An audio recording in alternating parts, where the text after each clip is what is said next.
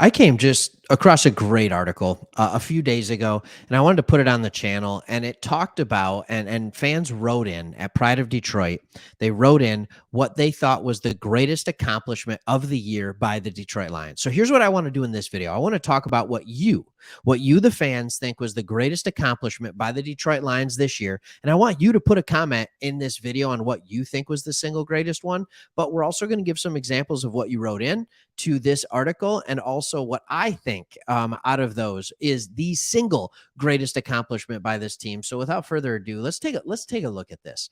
There were a lot of accomplishments to pick from, and this one was, I'd say, learning how to close out games was the most significant. Um, that's huge.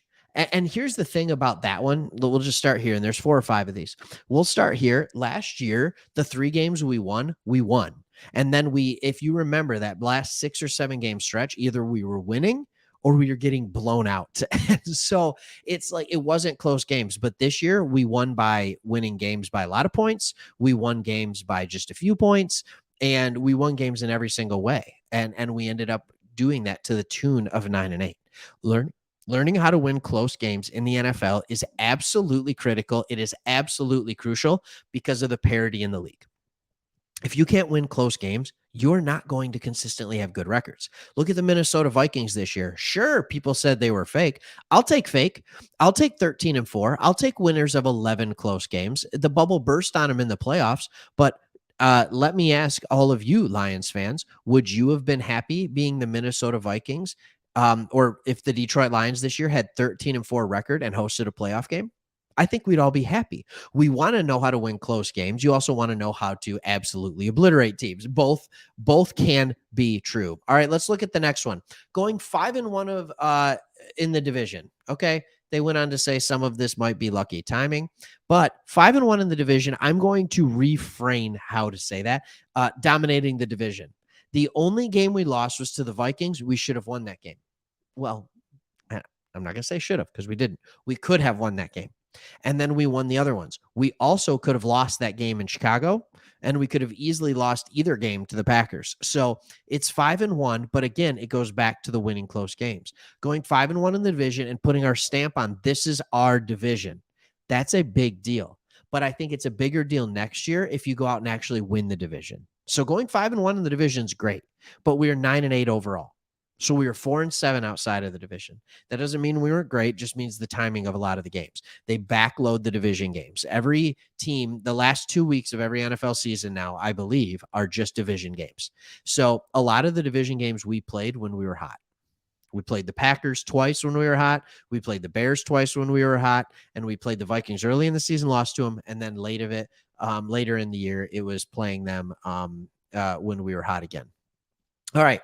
Finally, putting to death the same old Lions narrative. This is an interesting one to me. And this is interesting to me for 2 reasons. One, yes, we did. 2, did we? And I know that's an oxymoron, and I know I'm kind of contradicting myself in that one, but did we put to death the same old Lions narrative? And I'm going to give you one example of this. I had a good friend of mine, his brother, he was telling me this story. As soon as the Seattle Seahawks won, in other words, as the second the Detroit Lions were eliminated from the playoffs, he went and bet a ton of money on the Detroit Lions to win. Why? Because he said that was the most Lions thing that they could possibly do. When it doesn't matter, they're going to win a game. He also said that if the Seattle Seahawks had lost and the game was actually getting to the playoffs, he would have gone and put the same amount of money on the Packers. I don't know if I would have done that. That's where we could have put the same old Lions to death, is we would have made the playoffs by winning in week 18. Not just winning in Lambeau, but winning and making it to the playoffs. But also, I do think we put the same old Lions to death, because when was the last time we won in Lambeau? In late in the year. Hasn't happened. When was the last time we had a big game that we spoiled for another team late in the year? Like, you could talk about Cardinals last year, but that was multiple weeks left in the season. I don't think that's true. But this is a team, and even last year, a similar team and the same coaching staff and a lot of the same players trying to put to death that same old Lions critique. I do think we've done that, but I also think it takes more than a 10-game sample to kill the same old Lions. Because when you look at it, and what are we going to think of this season when we look back? I remember the year that we started 6-3 and didn't make the playoffs. I remember that year. And like, are we going to look at this year similar? Remember that year we started 1-6 and finished 9-8, but we didn't make the playoffs? Same old Lions. Like, what is this going to look like in a decade? I think the same old Lions one is yet to be fully gotten rid of. But with the drafts and the talent that's coming in, I do think it's on the right way. This one said, I don't know about the biggest accomplishment, but most impressive was Holmes' 2022 NFL draft. We've already done a video on this. You're going to want to hang out for the next one, by the way. We've already done a video on the draft that Holmes had. 2022 was great. 2021 was phenomenal as well. You know, that draft that had Amon-Ra St. Brown in it, that draft that had Penei Sewell in it, like, that was a good draft too. That was a top 10, top 5 draft. And now this draft with 1 year returns. I don't know what it's going to be with 5-year returns, but with 1 year returns, it's a number 3 draft in this class. That is huge. And I completely agree with that. So what else is there? I think there's only one way, or there might be 1 or 2 more. Is it? Yeah, it's just one more. All right. Changing the way fans and most likely the national media look at the Lions. All right. Okay. Detroit versus everybody. We always talk about the national media. We talk about how we want respect from the national media. Do we? And I think we do, because I want it, but I'm not thinking about the media, and I'm not even necessarily talking about the fans from other organizations, because quite frankly, I don't care. There's a lot of people that live by me here in Michigan, right? That all of a sudden are like, hey, Lions. And they make the joke, maybe I'll become a Lions fan. This team's different. And I'm like, we don't want you.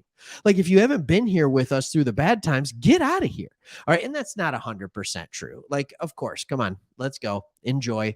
All right. Enjoy the Lions as they're starting to win. Just don't increase my tickets too much when I want to go to the game.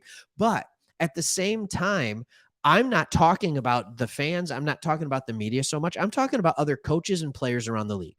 When you have a game Sunday night against the Green Bay Packers and you get to show the rest of the NFL that family that, like, wow, they have something special going here in Detroit. Like, that's a big deal. That means other players are more likely to want to come to Detroit because they see the success other players have had. Charles Harris, right? Like, these players that Alex Anzalone, I mean, just players that come to Detroit and all of a sudden they're playing well. Like, they're playing well. They're getting an opportunity and they're saying, oh, wow, man, maybe this Detroit Lions team has something. Maybe I want to go there because my career's not gone how I want it to, and I want to resurrect it.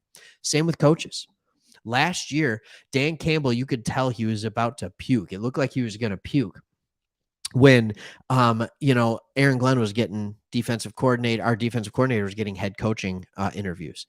This year with Ben Johnson, he's not as afraid, which brings me to another video we'll do in a couple days.